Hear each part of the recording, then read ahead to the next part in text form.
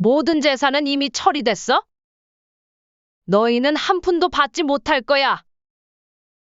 대신 그 돈을 기부하기로 했단다. 첫째가 흥분해서 소리쳤습니다. 어머니, 그럴 순 없어요. 우리한테 이럴 순 없다고요. 저는 그의 눈을 똑바로 바라보며 말했습니다. 할 수 있고 말고. 이미 다 끝난 일이야. 첫째는 무릎을 꿇고 애원했습니다. 어머니, 제발요. 우리에게 기회를 주세요. 잘못했습니다. 그의 모습에 잠시 마음이 흔들렸지만 저는 곧 마음을 다잡았습니다. 너무 늦었다, 얘들아. 너희도 먹고 살만하니 그만 만족하거라. 안녕하세요, 여러분. 나이 70이 넘은 저는 이곳 경상도 깊은 산속 낡고 허름한 집에서 홀로 지내고 있습니다. 창밖으로 보이는 울창한 숲과 맑은 계곡 물소리가 저의 유일한 친구이자 위안이 되곤 합니다. 몇 년 전 남편을 하늘나라로 보내고 난 후 세상에 홀로 남겨진 듯한 외로움이 저를 짓눌렀습니다. 그때만 해도 자식들이 저를 위로해 주길 바랐습니다. 하지만 시간이 지날수록 자식들의 연락은 뜸해졌고 이제는 연락이 끊겨 간간히 소식만 들려오죠. 그래도 조금은 덜 외로울 수 있던 건 마을 이장님께서 가끔 들러 제 안부를 물어봐서죠. 할매, 아들들한테 연락 왔소? 이장님의 걱정 어린 목소리에 저는 그저 쓴웃음만 지을 뿐입니다. 주변 이웃들도 저를 볼 때마다 안타까운 눈빛을 보내며 수군거립니다. 아들들이 서울에서 잘 나가는 것 같은데 엄마한테 한 번을 안 찾아온대. 그들의 말에 가슴이 아프지만 저는 담담한 표정을 지으려 노력합니다. 하지만 사람들은 모릅니다. 제 마음 깊숙이 묻어둔 커다란 비밀을. 그것은 바로 남편이 남기고 간 경기도 성남의 100억 원 상당의 꼬마 빌딩입니다. 남편은 생전에 여보, 이 건물은 우리의 노후를 위한 거예요.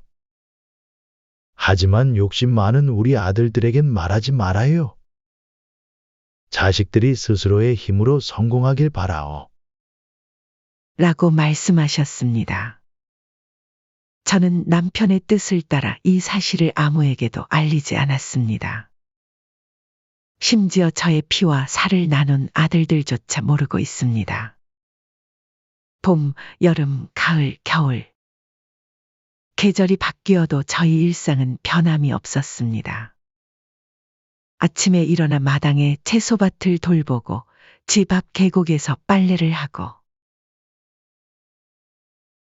저녁이면 텔레비전 앞에 앉아 드라마를 보는 것이 전부였습니다.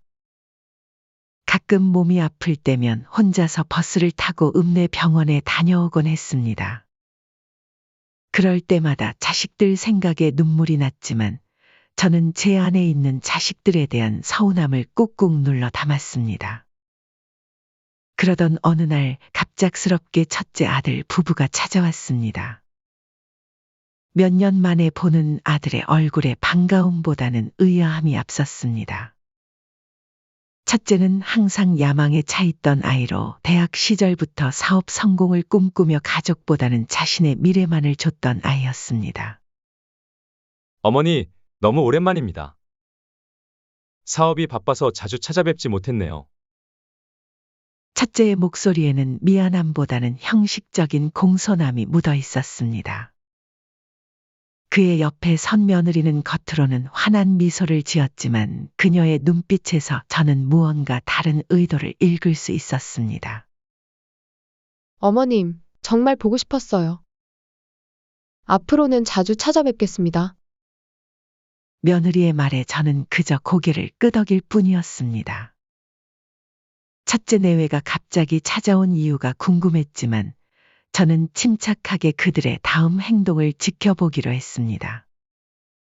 첫째 부부가 방문한 지 얼마 지나지 않아 이번에는 둘째 아들 부부가 찾아왔습니다. 이놈들이 웬일인가 싶었죠. 둘째는 형보다는 조금 더 소극적인 성격이었지만 이번에는 뭔가 다른 모습이었습니다. 그의 눈빛에는 의심과 경계심이 서려 있었습니다. 어머니, 저희가 이렇게 늦게 찾아와 죄송합니다. 형님이 갑자기 어머니를 찾아뵙다고 해서 저희도 걱정되어 왔습니다. 둘째의 말에 저는 속으로 쓴웃음을 지었습니다. 그래, 너희들끼리 경쟁이라도 하는 걸까? 둘째 며느리도 첫째 며느리 못지않게 눈치를 살피며 저를 관찰하고 있었습니다. 어머님, 집이 많이 어질러졌어요. 제가 좀 도와드릴게요. 둘째 며느리의 말에 저는 고개를 저었습니다. 괜찮다. 다 늙어서 뭐 어떠냐 말이라도 고맙다. 그날 밤 자식들이 모두 돌아가고 난 후 저는 오래간만에 남편과 찍은 사진을 꺼내 보았습니다. 사진 속 남편의 미소를 보며 저는 중얼거렸습니다. 여보, 당신 말이 맞았어요. 우리 아이들이 이렇게 변할 줄은 몰랐네요. 다음 날 아침, 저는 평소와 다름없이 일어나 마당을 쓸고 있었습니다. 그때 갑자기 마을 이장님이 급하게 찾아오셨습니다. 할매, 이제 여기 떠나려고? 섭섭하네요. 이장님의 말에 저는 무슨 일인가 해서 들어봤죠. 아니, 글쎄 이 집 내놓았다고 부동산에 소문이 쫙 퍼졌던데. 아니요, 제가 내놓은 건 아닌데 어째서 그런 소문이 났죠? 이 순간 저는 저희 첫째 아들이 제 집을 내놓았다는 것을 직감했습니다. 왜냐하면 예전부터 첫째는 돈 욕심이 많아 얼마 되지 않은 제 집마저 탐을 냈었거든요. 며칠이 지나고 첫째 아들이 다시 찾아왔습니다. 이번에는 혼자였습니다. 아들의 얼굴에는 뭔가를 숨기려는 듯한 표정이 역력했습니다. 어머니, 제가 오늘은 중요한 얘기가 있어서 왔습니다. 저는 묵묵히 그를 바라보았습니다. 첫째는 잠시 머뭇거리다가 입을 열었습니다. 실은 어머니께서 성남에 꽤 큰 건물을 가지고 계신다는 걸 알게 되었습니다. 그게 사실인가요? 순간 저희 심장이 빠르게 뛰기 시작했지만 표정을 관리하며 담담하게 대답했습니다. 그래, 내 아버지가 남긴 거란다. 첫째의 눈이 커졌습니다. 어머니, 그렇다면 왜 지금까지 말씀해 주시지 않으셨나요? 저희가 어머니를 더 잘 모실 수 있었을 텐데. 그의 말에 저는 쓴웃음을 지었습니다. 내가 건물을 가지고 있으면 더 잘 모시고 아니면 연락도 없는 거냐? 첫째는 잠시 침묵하다가 조심스럽게 말을 이어갔습니다. 그게 어머니, 그 건물 관리가 쉽지 않으실 텐데. 제가 대신 관리해 드리면 어떨까요? 어머니께서는 편하게 지내시고 저희가 건물 관리를 맡아볼게요. 그의 말에 담긴 숨은 의도를 간파한 저는 고개를 저었습니다. 괜찮다. 내가 알아서 할 테니 신경 쓰지 말거라. 첫째는 실망한 기색을 감추지 못하고 돌아갔습니다. 그가 떠나자마자 둘째에게서 전화가 왔습니다. 어머니, 형이 다녀갔다고 들었습니다. 무슨 일 있으셨나요? 저는 한숨을 쉬며 대답했습니다. 별일 아니다. 너희 형이 그냥 들렀다 갔을 뿐이야. 둘째의 목소리에는 의심이 가득했습니다. 어머니, 혹시 형이 무슨 요구를 하지는 않았나요? 내가 걱정할 것 없다. 다 내가 알아서 할 테니 신경 쓰지 말거라. 전화를 끊고 나니 마음이 복잡해졌습니다. 자식들의 탐욕스러운 모습에 실망감이 밀려왔지만 다음 날 첫째와 둘째 아들들은 가족 모임을 제안했습니다. 저는 자식들의 의도를 알면서도 동의했습니다. 모임 장소는 읍내의 한 식당이었습니다. 식당에 도착하자 아들들과 며느리들이 이미 와 있었습니다.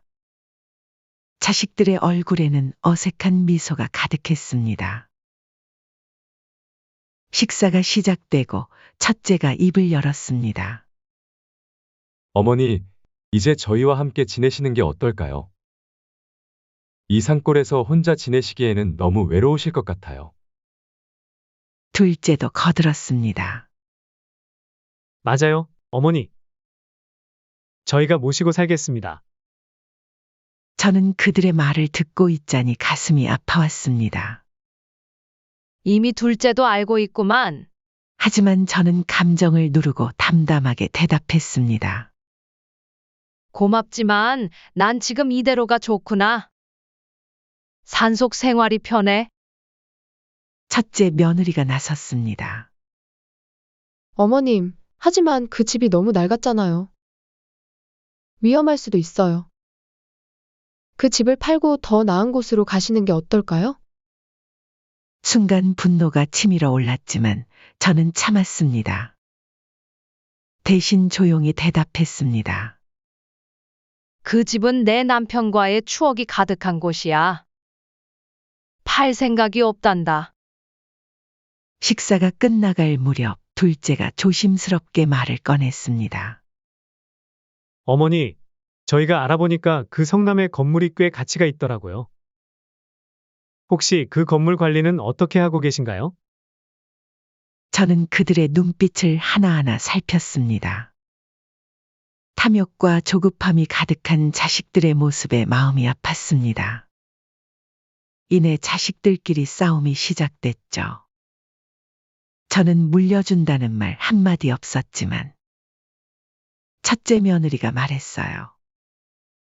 그래도 장남이 어머니 재산을 먼저 물려받아야 하지 않겠어요? 호호, 무슨 소리예요? 어머니 재산은 내가 물려받아야 되지 않아요? 저희가 더 어려운 형편이잖아요. 둘째의 목소리였습니다. 무슨 소리야? 내가 왜? 내가 장남인데 당연히 내가 받아야지. 첫째가 언성을 높였습니다. 저는 그 자리에 얼어붙은 채 그들의 대화를 듣고 있었습니다. 장남이 뭐, 형은 나 챙겨준 적 있어? 난 아직 빚도 있어서 힘들다고. 둘째의 목소리가 떨렸습니다. 웃긴 애네. 너가 빚이 있는 건 너가 똑바로 안 살아서 그렇지 그거를 내 탓을 하냐? 어머니 재산은 원래 장남 몫이야. 첫째의 목소리에는 분노가 가득했습니다. 아니야, 형! 어머니도 분명 내 형편을 더 걱정하실 거야. 그러니까 내가 물려받아야 해. 꿈도 꾸지 마. 내가 어머니를 모실 거니까 당연히 재산도 내가 관리해야 돼. 그러다 자식들의 싸움의 화살이 곧 저에게 돌려졌죠. 그러고 보니 왜 그동안 재산에 대해 말씀 안 하신 거예요? 우리가 아들이 아닙니까? 우리가 이렇게 싸우는 게 어머니 때문이에요. 저는 그의 돌변한 태도에 놀라 말을 잇지 못했습니다. 둘째도 가세했습니다. 맞아요, 어머니.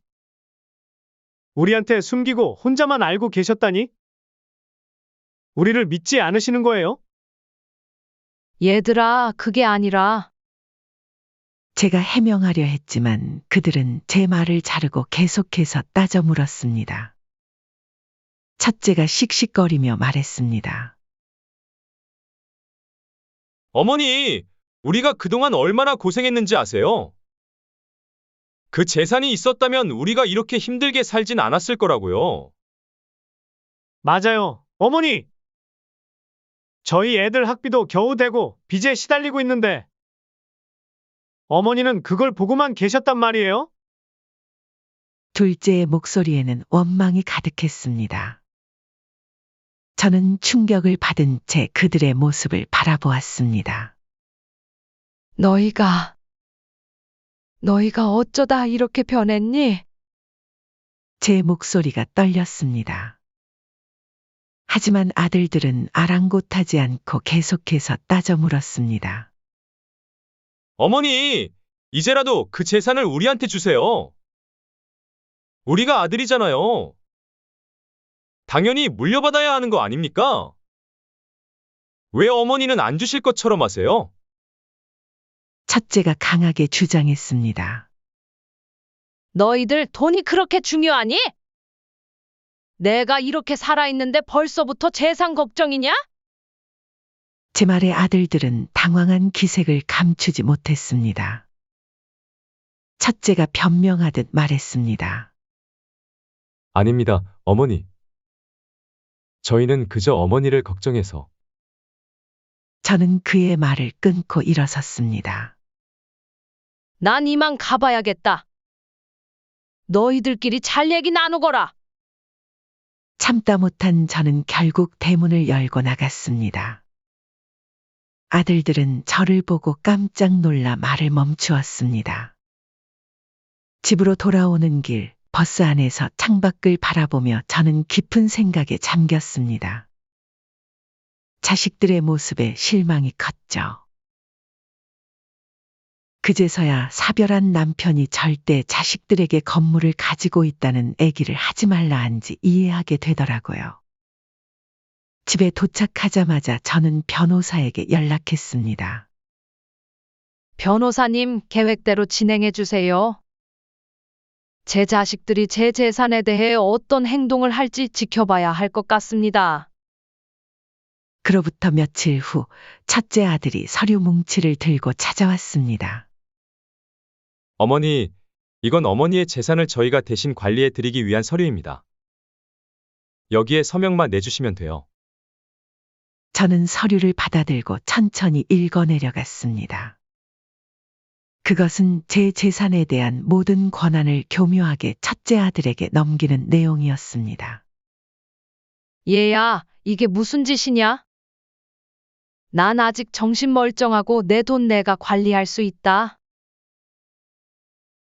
첫째는 당황한 기색이 역력했습니다. 아닙니다, 어머니. 이건 그저 어머니를 보호하기 위한. 저는 그의 말을 끊고 서류를 돌려주었습니다. 가져가거라. 난 서명 안 한다.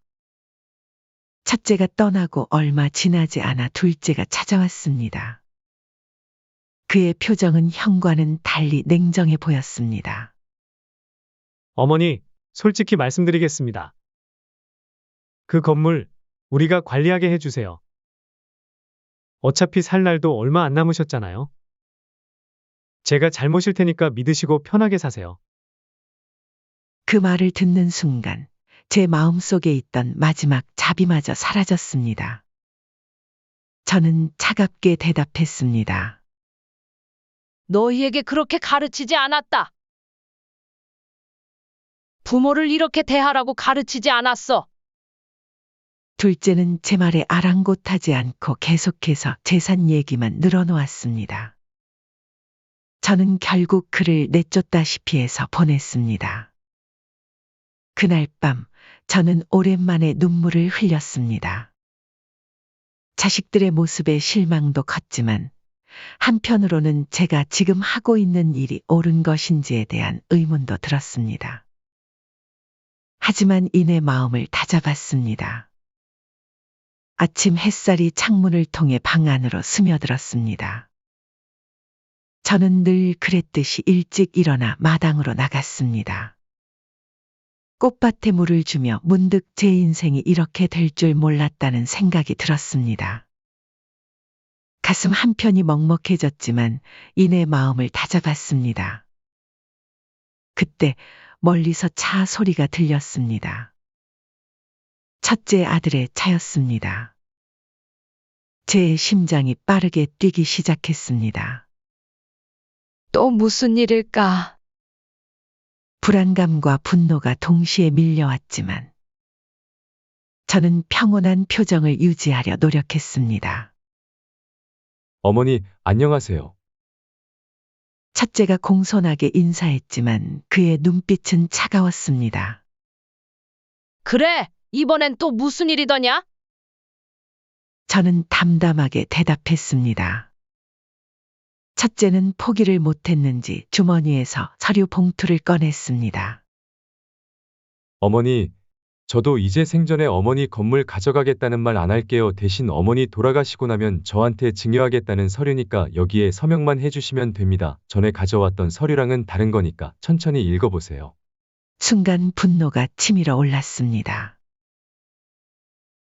제 아들이 내 배갈라 나온 아이가 이렇게까지 하다니. 하지만 저는 감정을 누르고 차분히 대답했습니다. 내가 그렇게 돈이 급하니? 내가 널 그렇게 키웠냐? 첫째의 얼굴이 굳어졌습니다. 어머니, 이건 어머니를 위한 겁니다. 나이도 있어 사기를 당하시거나 잘못된 결정을 하실 수 있잖아요. 그 말에 저는 웃음을 참을 수 없었습니다. 사기를 당한다고? 내가 지금 당하고 있는 게 바로 그 사기 아니겠니?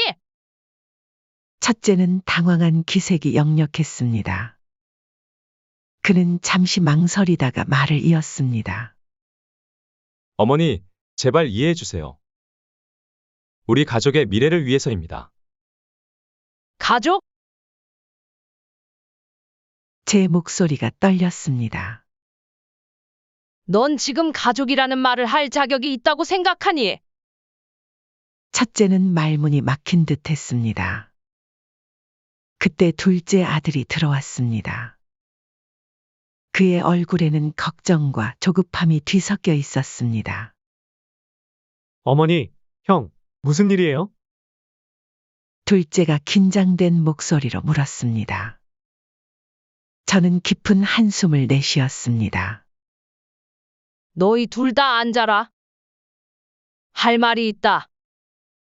아들들이 소파에 앉자 저는 천천히 말을 이어갔습니다. 난 너희가 이렇게 변할 줄 몰랐다. 내 재산이 그렇게 중요하니? 둘째가 변명하듯 말했습니다. 아닙니다, 어머니. 저희는 그저 그만! 제 목소리가 높아졌습니다. 더 이상의 거짓말은 듣고 싶지 않다. 여지껏 나를 여기 산에 혼자 남긴 채 버리고 가고 몇 년 동안 연락 한 번 없다가 이제 와서 나를 생각한다고 지나가던 개가 없겠다.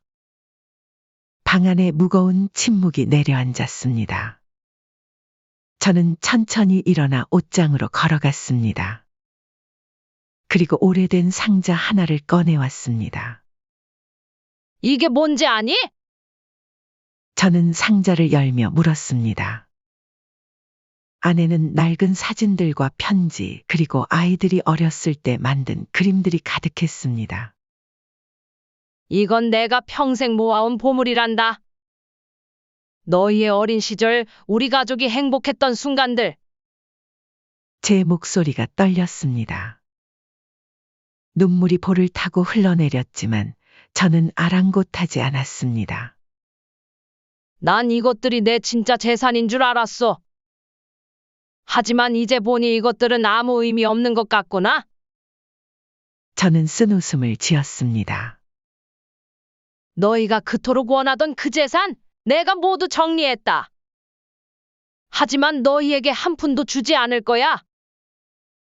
아들들의 얼굴이 경악으로 물들었습니다. 첫째가 벌떡 일어났습니다. 어머니! 그게 무슨 소리예요? 그럴 순 없어요. 왜 못하겠니? 제 목소리가 차가워졌습니다. 그 돈은 원래 너희 것이 아니었어. 내 돈이고 내가 어떻게 쓰든 자유야. 둘째도 일어섰습니다. 어머니, 제발 다시 한번 생각해 보세요. 우리 가족을 위해서라도. 가족? 제 목소리에 비웃음이 섞였습니다. 너희가 한 행동들이 가족을 위한 거였니? 심지어 날 정신병원에 강제 입원시키려 했다면서? 아들들의 얼굴이 창백해졌습니다. 그들의 음모가 들통난 것을 깨달은 듯 했습니다. 이제 더 이상 할 말 없지?